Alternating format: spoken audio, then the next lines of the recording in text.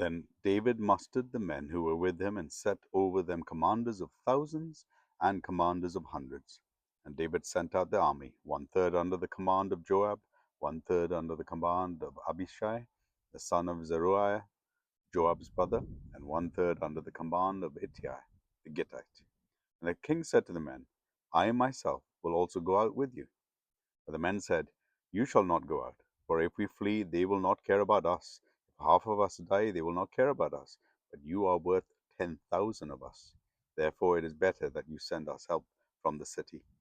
The king said to them, Whatever seems best to you, I will do.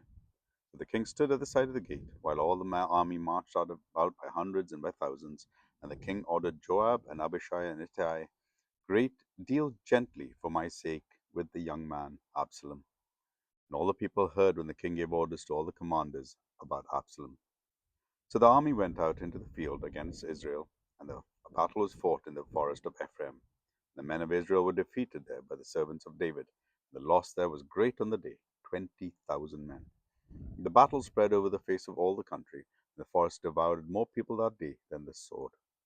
And Absalom happened to meet the servants of David. Absalom was riding on his mule, and the mule went under the thick branches of a great oak, and his head caught fast in the oak, and he was suspended between heaven and earth, while the mule that was under him went on. And a certain man saw it and told Joab, Behold, I saw Absalom hanging on an oak. Joab said to the man who told him, What you saw him? Why then did you not strike him there on the ground? I would have been glad to give you 10 pieces of silver and a belt. But the man said to Joab, Even if I felt in your hand the weight of 1,000 pieces of silver, I would not reach out my hand against the king's son. So in our hearing the king commanded you and Abishai and Ittai, for my sake, protect the young Absalom. On the other hand, if I had dealt treacherously against his life, and there is nothing hidden from the king, then you yourself would have stood aloof. Joab said, I will not waste time like this with you.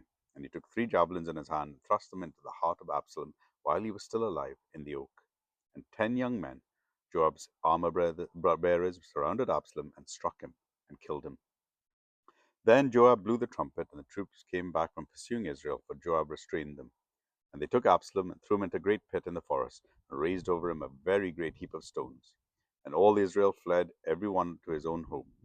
Now Absalom in his lifetime had taken and set up for himself the pillar that is in the king's valley, for he said, I have no son to keep my name in remembrance.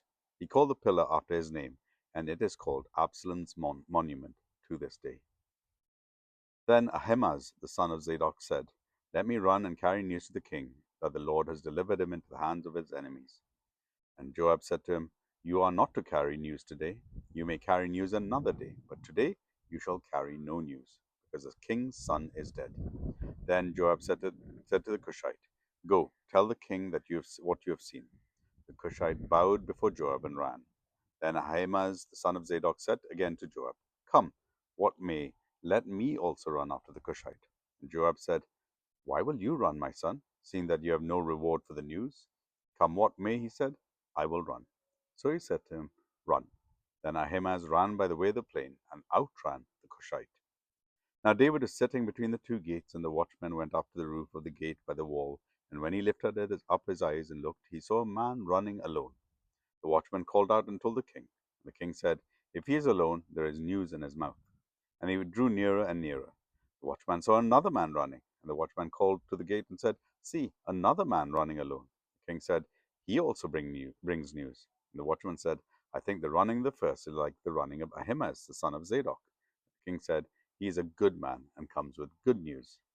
Then Ahimaaz cried out to the king, All is well. And he bowed before the king with his face to the earth and said, Blessed be the Lord your God, who delivered up the men who raised their hand against my lord the king.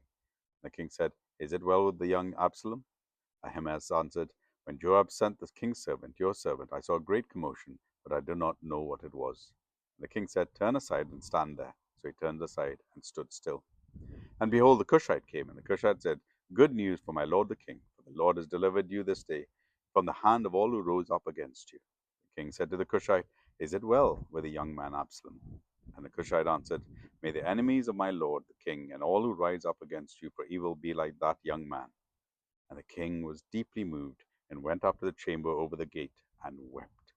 And as he went, he said, O my son Absalom, my son Absalom, would I have died instead of you, O Absalom, my son, my son. 2 Samuel chapter 18.